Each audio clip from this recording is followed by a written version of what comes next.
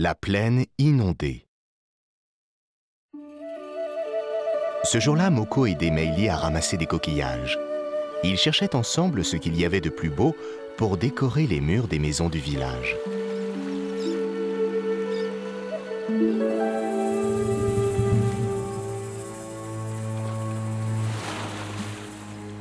Nous pourrions prendre un bateau, dit Moko, afin d'aller voir d'autres rives et découvrir d'autres coquillages.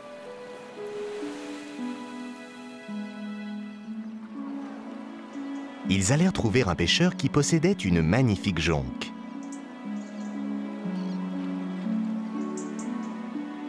Pouvez-vous nous emmener voir d'autres plages ou chercher de plus beaux coquillages ?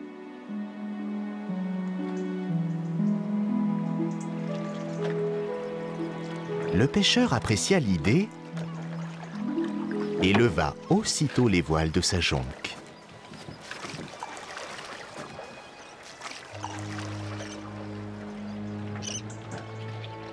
Il longeait les côtes du pays de Meili, les yeux ravis par le bleu des vagues marines, la lumière des plages blanches et le vert des forêts sur le flanc des montagnes.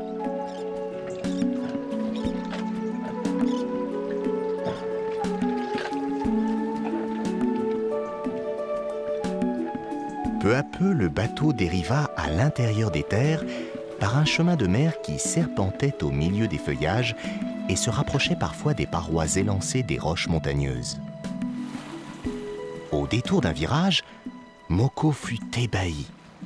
Une plaine immense s'étalait entre forêts et montagnes comme un lac improbable inondant les rizières des villages alentours. « C'est merveilleux !» dit Moko. « L'océan a couvert les cultures et abreuvé la terre pour que pousse le riz. » « Non, mon garçon, dit le pêcheur, c'est l'eau des montagnes qui fond peu à peu et s'écoule dans nos champs, et ceci depuis bien longtemps. » Moko ne put s'empêcher de douter un instant. C'est alors que dans le maigre sillon de la jonque, il ramassa un magnifique coquillage. « Non, je sais, la mer est revenue pour arroser les cultures. Elle est si bienveillante qu'elle nous fait même un cadeau. Regardez ce beau coquillage, dit Moko. « La mer ne peut venir jusqu'ici, mon garçon, dit le pêcheur. Mais comme tu voudras, l'important est de trouver une part de ce que l'on cherche. »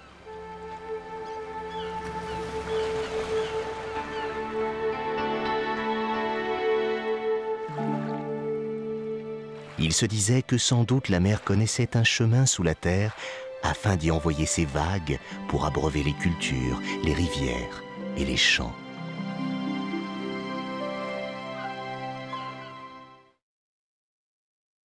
Qu'est-ce qu'une crue ?